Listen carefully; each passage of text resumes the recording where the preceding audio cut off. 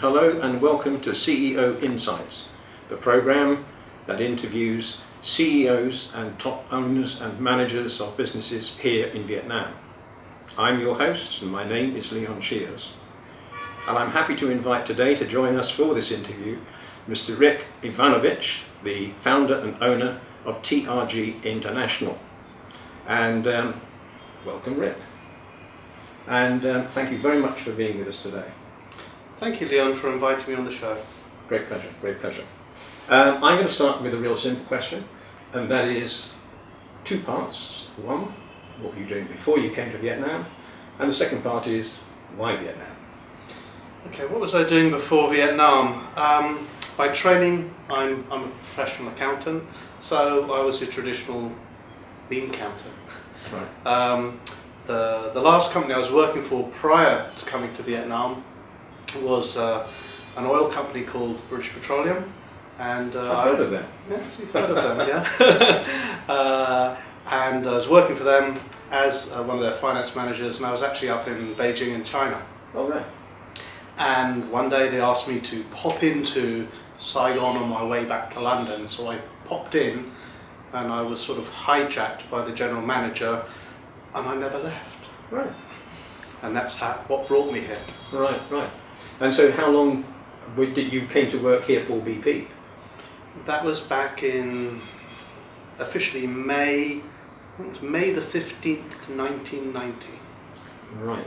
And when did you leap out of BP into the world of entrepreneurship? That was November 1994.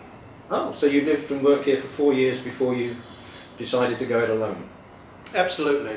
Well, there was no conscious decision to go it alone. Right. I was thoroughly enjoying my time and the challenges here working in Vietnam, working for a startup operation like BP. I know it's a big company, but back then we were very, very small. Right. You know, there were only a handful of us, and it obviously grew very, very large. And having worked in several of their businesses, it wasn't just exploration. You know, I worked in the downstream business, on the lubricants, on the LPG business and stuff like that. But after doing that for 4 years and having a very rewarding and challenging time here in Vietnam, they decided it was time for me to go back home to head office in London in 1994. You know, if you can cast your mind back 20 years, Leon, Yeah. you know, London 1994 was not exactly boom city. Yeah. You know, things were still stagnant or on a downward trend, and being in the oil business, we were looking at an oil price that was still going south of $15 per barrel. $15. I mean, today it's what, 100 and whatever. Yeah. Okay, so it was not going to be the best career decision to follow the company. Right. So, given that they were offering voluntary redundancies, it seemed to be a very, very good time to retire. So I did. Right. But you didn't retire? Well, I did for about a week, and then I got bored because I'm a workaholic, Right. and I ended up doing something else. Right. And was that TRG International? Yes. That actually, I formed that before I left, to tell Right. the truth. Okay. I formed that earlier on in the year, and what I ended up doing is I carried on doing what I seemed to have been doing whilst I was here. Okay. If we go back to the early days, like 1990, in 1990 there really were very, very, very few foreigners here. I remember I still have in my drawer somewhere at home my first resident permit, which is number 32, which sort of indicates there really were very few of us who were really resident here. In fact, you can name everybody by name. And in those days, obviously, it was a little bit cliquey because, you know, it's a very small community, so everybody knew everybody. We all helped each other out. To a certain extent, it still is. It still is. Community. It still is, but you know, we're not talking hundreds of people now. We're talking tens of thousands or more, 100,000 people here. But back there it was very small. You know, our circle of contacts really that were expat were really the other oil companies. Right. Because they were one of the first waves to come in here as an industry. And so yeah, I was friends with all the equivalents of myself, finance managers, and we used to compare notes on how we do what we do because we all had exactly the same problems. Yeah. Being a systems accountant as I was, they were always interested in what we use, and I said, oh, here's the box type of thing, and a few months later they said, well, I got the same box type of thing, what do I do with this disk thing? And I said, over the weekend, let's set it up for you. So inadvertently in my time here, I had actually implemented accounting systems in most of the oil companies in the country. And so the vendor approached me and says, well, as you're leaving, don't you just carry on doing what you're doing? But I'm a bean counter, didn't necessarily understand all of this. I thought, yeah, why not? Okay, and so I left, and before I knew it, everybody that I've known over the last few years, and in the exploration business, you're usually somewhere for only a couple of years and then they move you to another country, right. And then another and another. So I was getting all these calls from all around the world saying, hey Rick, can you go and do the same thing over here? So I was going to Africa, I was going to India, I was going around the region, implementing this system all around the place. Right. Okay. Was this your system or a system? No, this is a British system called Sun Systems. British at the time. It's American now, unfortunately. Right. And is that still your core product? That is, I'd say it's our bread and butter. I mean, we have been doing it now for 20 years. Right. So it has grown in leaps and bounds. It did grow on the back of oil, but then as people moved out of the oil industry and into others, they pulled me into those industries. Right. They've especially brought us into hospitality, so we do a lot of hotels. Right. In fact, most of the five-star hotels in Vietnam, like this one. So we now have a customer base for that product in 70 different countries. 70? 70, yes. Including Vietnam, of course. Of course. But Vietnam was never our target market. Right. When we first started up, all the business was outside Vietnam. Right. In the international market. And as we built the company up in the region, we were always after the international market, but we never ever focused on any individual country. And I think it was only until probably this decade, or this century as it were, that we started looking at Vietnam as a real market to look at. Right. We were really using Vietnam as a resource base and really playing labour arbitrage. So our target clients were in Europe. Right.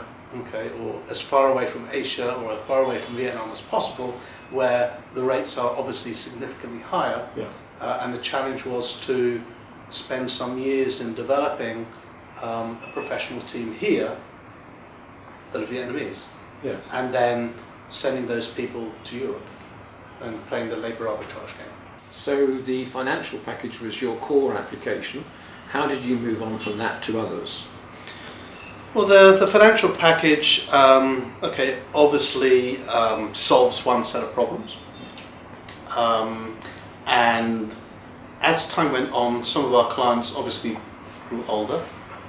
We have a tendency to hold on to our clients. I mean, some of our clients are like 15, nearly 20 years old. And so after a while they say, okay, right, you've solved these problems for us. We have these other problems. Can you help us in any of these areas? And one by one says, yes, we can help with that, and we can help with that, and we can help with that. And it's just a matter of finding the right solution for them and basically solving whatever their problem was. So that's in fact writing a new application?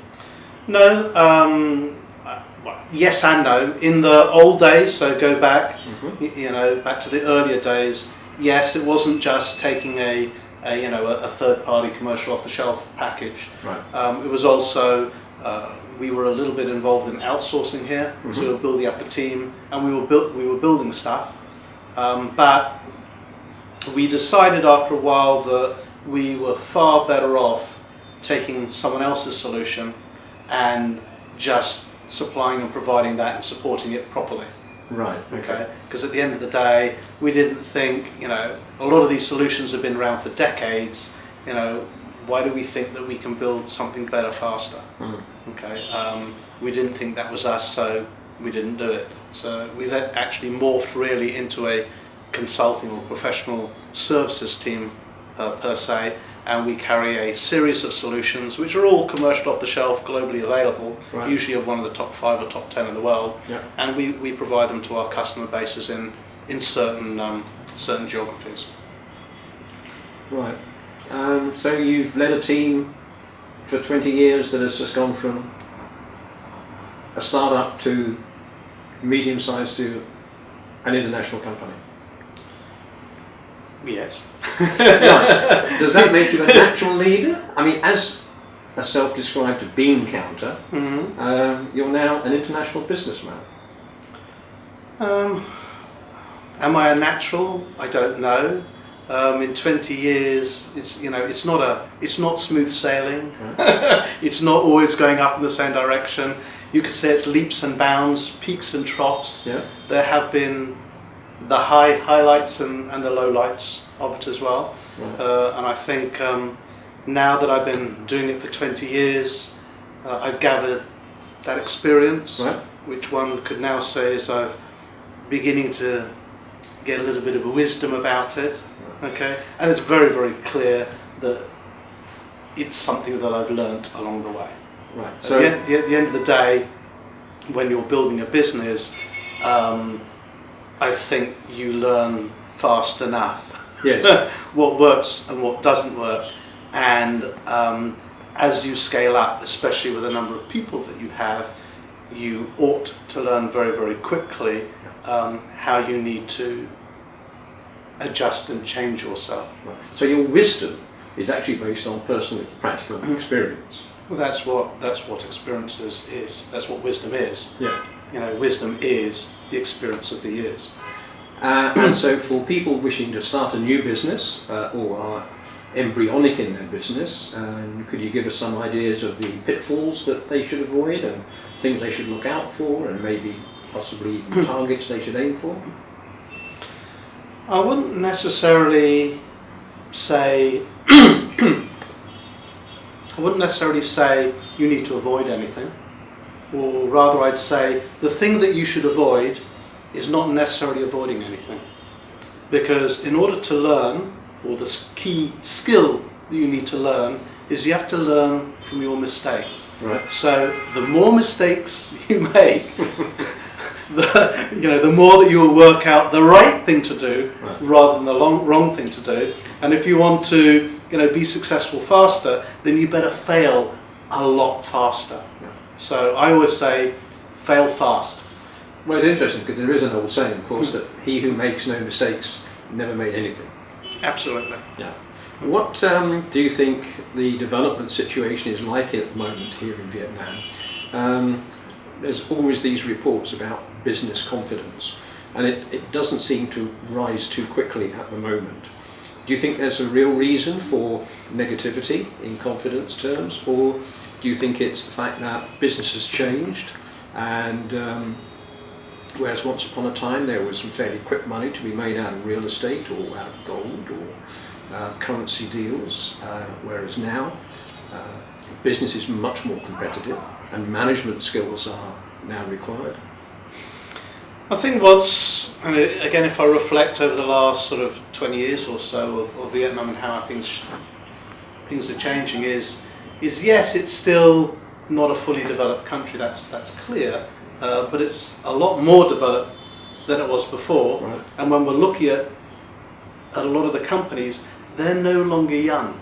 No. They're no longer startups. When I look at my own company, it's 20 years old now, we're not a young company anymore. We've been at it for several decades, and therefore, we've matured a bit. Mm-hmm. And so maybe our approach to things is different. Okay. I'd say that in the early days of Vietnam, I could see a lot of people entering the market, whether they are Vietnamese or foreign. And as you said, there are a lot of these quick wins. It might be in some of the areas that you pointed out, but people will start out business, find a niche, make a killing, move on. But as time goes on and more people enter the market and more people in the market see the opportunities, people are always looking for that blue ocean, aren't they? Always. Okay, so and the blue oceans over time become just that red sea of competition, and so all these little niches are being filled. Okay, so as you said, the get rich quick schemes are all drying up because it's no longer a get rich quick. It's just a very competitive market. Yeah. A couple of years ago, I think it was the first quarter, and there was an announcement in the newspaper that 46,000 businesses had closed in Vietnam in that particular quarter. And at that particular seminar, somebody who'd spent a long time here in Vietnam, a bit like yourself, made the comment that most of that 46,000 should never have opened in the first place, because they'd gone into it too quickly without the planning and organisation and building a team. Do you think that's still the case? Do you think people rush into business too quickly here? Absolutely. I think that statistic that's a pretty common statistic. I have a feeling it runs at about 50,000 a quarter all the time. Yeah.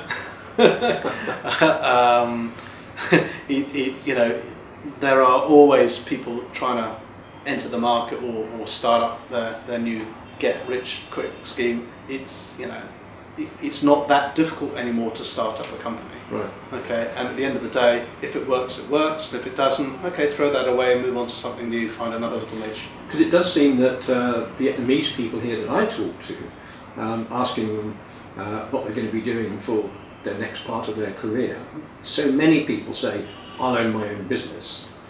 And when you ask them what will that business be, they don't really know. They've not thought that far ahead, but they have thought about going independent, which does seem to be important to Vietnamese people. I would tend to agree with you there. I've been interviewing some people. We've been doing our latest graduate intake over the last few weeks, and most of them, when you extrapolate forward, not 5 years, but 10 years from now or more, what do you want to do? I want to be a CEO of my own company. I want to own this. I want to own that. Is they want to run their own show. Okay, but as you say, that very few of them have any idea what it is. And for those who do have an idea of what it is, I was interviewing someone only this week, and they said, yeah, I want to own and run my own farm, okay, in my home city, wherever that was, in about 10 years' time. And I said, well, why are you applying for this job then? Because I can't see how that is related to farming. We're a technology company, and your shorter term goal, 5-year goal, is you want to be a CFO of a different type of company. Again, nothing to do with agriculture, nothing to do with farming. And that was just one example. So somebody knew what they wanted to do, but everything that they were going to do in their career up to then really didn't have much relationship. There wasn't a roadmap. There wasn't linked. The journey that they were going to make didn't seem to be linked. No, and I think it goes back to you can call it short-termism, or from an accounting perspective, I say a lack of sustainability. People are still looking at the shorter term. They're not thinking more than a couple of years ahead, and they might have this fantasy for the future, but there's no linkage. It's just some fantasy that they had. And I see that as a bit of a weakness. I've read many CVs since I've been here in Vietnam, and there seems to be a common summary, which is all, I want to be CEO. I know a friend of mine tells the story about the Vietnamese lady who became an airline stewardess, and after 3 months she wanted to fly the plane. But what do you think that the government might do to help that situation? Is it an educational thing? Is it helping them to have career guidance? Is it introducing them to companies or bodies like AmCham, CanCham, BBGV, that type of thing, who could perhaps help in helping young people to think about careers and plan them? Do you think that's an opportunity? Absolutely. It's clear that there is very little career guidance. A lot of career guidance is still coming from immediate families. So they want their son or daughter to become an engineer because they are engineers, or a doctor because they are doctors, or an accountant because they are accountants, Right. or they want them to go into this industry because it pays well. You know, so it's what they want, not necessarily what the son or the daughter wants.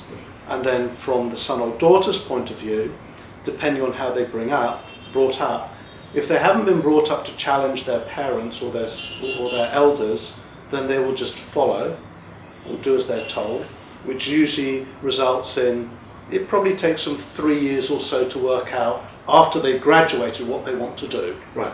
Okay, because they attempt to follow the path, and then if is there something they really didn't want to do, they obviously are going to do badly at it, Yes. and therefore it takes a while for someone, well, maybe you should do something else.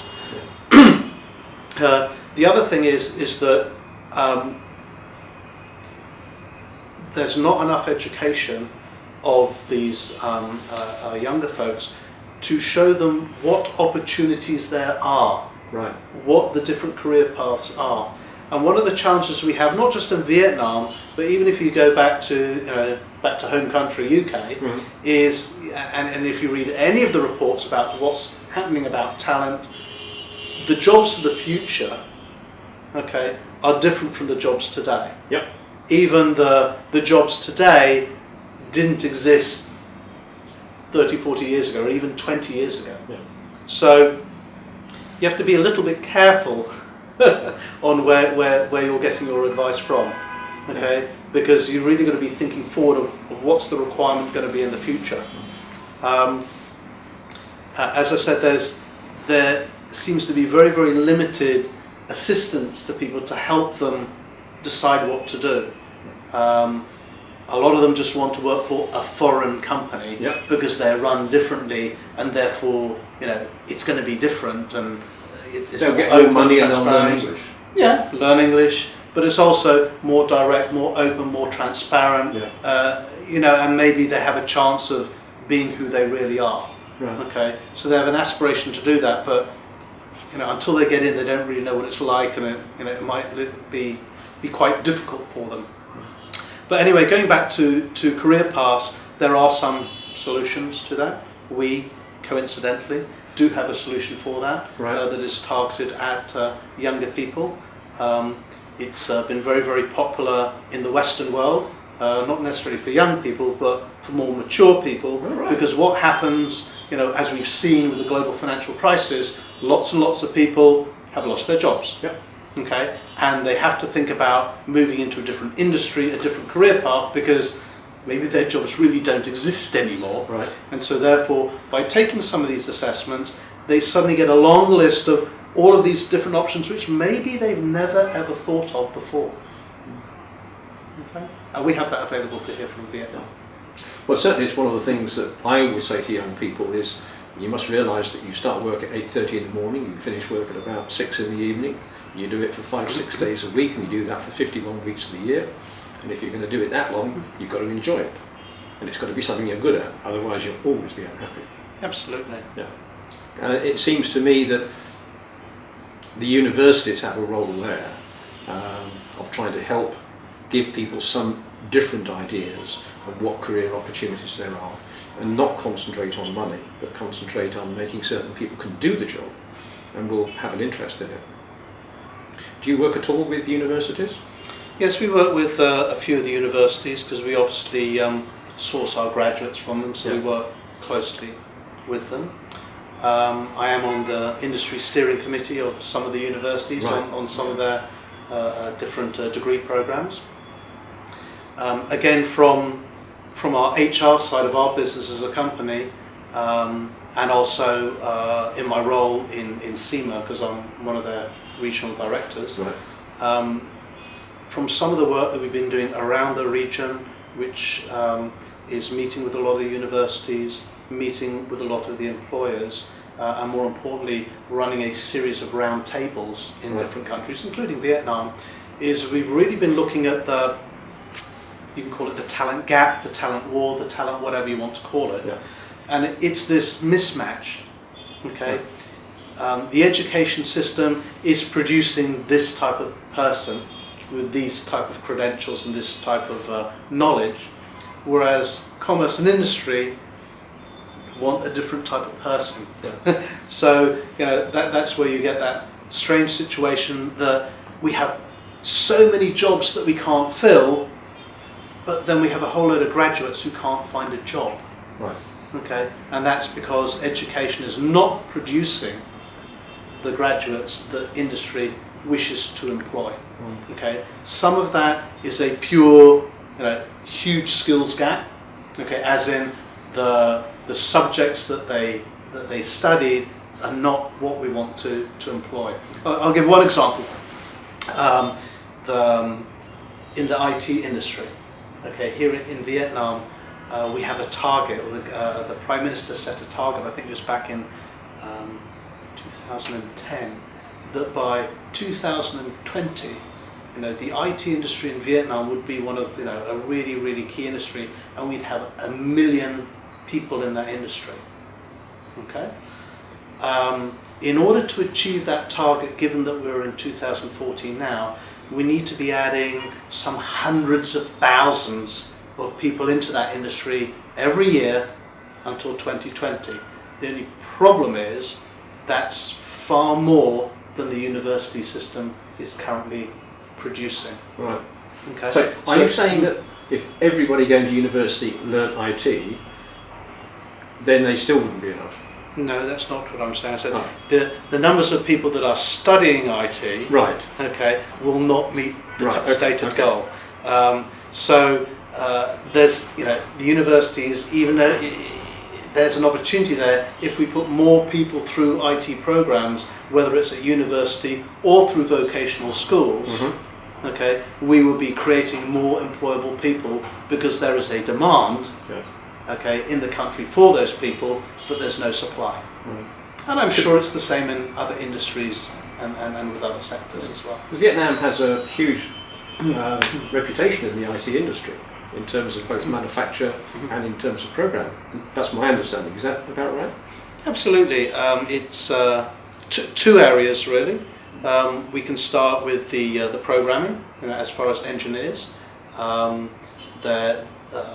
There's always been an intent by the government to build up some larger IT companies here. We've seen that we have some large ones, and we have people like FPT, which is $1 billion company. Yvanovich, $1 billion company. These are all big companies. Okay, but that's only a couple. Okay, we need more of them. But it's proving that it can be done. Okay, and the quality of the people that they have is sought after by those companies' customers. Okay. Now, when we go to high-tech electronics, obviously, with I think it was really Intel that I think was the catalyst to spark it off with their increased investment of their plant in Saigon High-Tech Park. It was that $1.5 billion investment, and then we've seen the smartphone manufacturers move in, especially Samsung. Okay, who have now invested something like I think $4 to $6 billion. Yeah. They employ something like 25,000 people. I think by the end of 2015, 2016, it's the source of 40% of their global smartphone production. I believe in the first 6 or 7 months of this year, they exported something like $7 or $8 billion worth of smartphones. I think some of the numbers coming out of IT export are amazing. I mean, the country has to be congratulated for the growth and the development that it's done. Absolutely, and it's on the back of these that more will come in.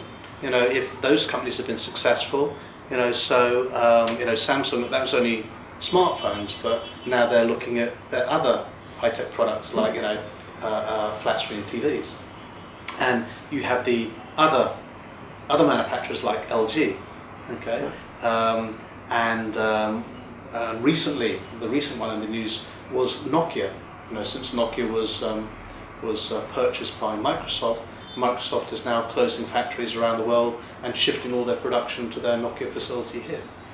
Okay, so if you actually look at that, just smartphone side, it wouldn't surprise me if there's going to be more than 100,000 people employed just in that sector, and that's just one. Yeah. Okay, and after smartphones, what next? Yeah.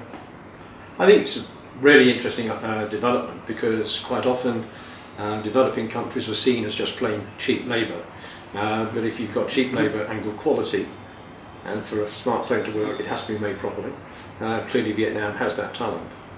Absolutely. I think, it has to start somewhere. And with that type of investment, with that type of activity, it's just a matter of moving up the value chain. Yeah. Okay, and that will of course happen.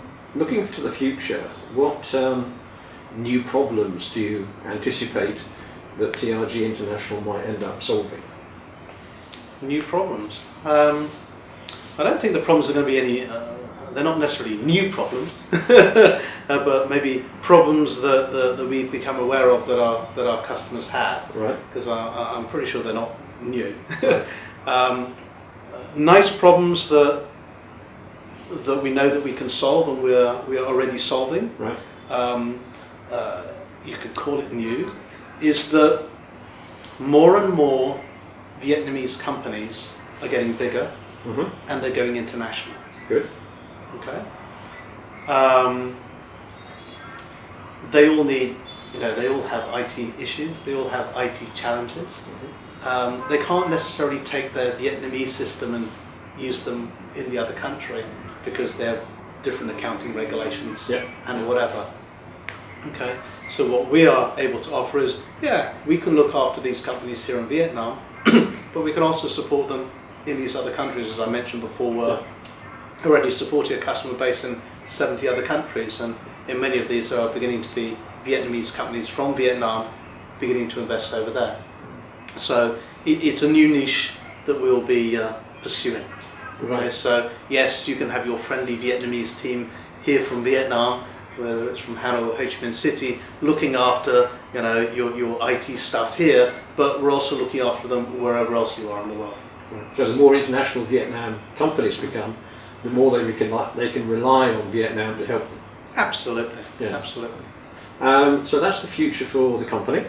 And what's the future for one Mr. Rick? The future for me. I've been here for 24 years. That's quite a long time. Yeah. Quite a long time. At some point in time, it'll exceed half my life. Okay, there's still a lot of growth for the company, especially around the region. Over the last decade, we've been doing more and more in Vietnam, because prior to that we were like 0% Vietnam and all export, but now there's been more business here. I could say that. And is that with Vietnamese companies or international companies? A mix. Okay. A mix. So whether they're private Vietnamese, SOEs, multinationals, global multinationals, a wide range. But we've neglected the regional market. We used to, as I said before, we were focused not in Vietnam, so we were doing a lot more in ASEAN, Right. and we really haven't been doing that for nearly a decade. Right. We still have customers around there, but we're not actively even looking. Okay, so we thought maybe it's about time that we looked again, especially with the freer movement of labour that's going to be happening next year when ASEAN opens up. So yes, we have to look at the adjacent markets. It's obvious. Again, more and more Vietnamese companies are going over the border, as it were. Yeah. And so we will follow them. Some of the markets around the region, they are recovering faster from the global financial crisis, and they're beginning to expand again. They're beginning to come up with new problems that need solving by us. Right. So that will be something that we'll be looking at. I think it's quite interesting, because what you're saying, I think, is that the more Vietnam grows, the more opportunities there will be for TRG International, because there'll be more ways in which you can help your existing clients. Absolutely, but it depends how you look at it. Actually, at the end of the day, there is always opportunity. You just need to know where it is. Yeah. Do you see yourself sitting back and just sort of being a massive delegator and letting everybody else do it, or will you always be hands-on? I think I need to be less hands-on. Okay, it's coming, or we've already passed the time, or way past the due date, of where I need to focus on, where I will probably add the most value, and that is not necessarily being hands-on everything. Right. I need to let go of more. Are you seen as, we'll ask Mr. Rick because he'll have the answer. Yes, I don't like giving the answers. No. That's not my style. I know people like being spoon-fed, but that doesn't teach them anything. Yeah. So. What I've always suggested to my people is if you've got a problem, come to me with a solution, and then we'll either agree it or we'll change it, but we'll use your solution. Absolutely. I mean, come up with the different options and recommend one, and I will endorse it, Yeah. or not. But don't just give me the options and ask me to pick one, because I will never ever pick it. Well, Mr. Rick, I thank you very much indeed for your time. It's been really interesting talking to you, and thank you for being with us. Okay, thanks very much, Leon. Great pleasure, great pleasure. And this ends this session of CEO Insights, and we hope you've enjoyed the interview, and I hope you'll watch the next ones we have in our series.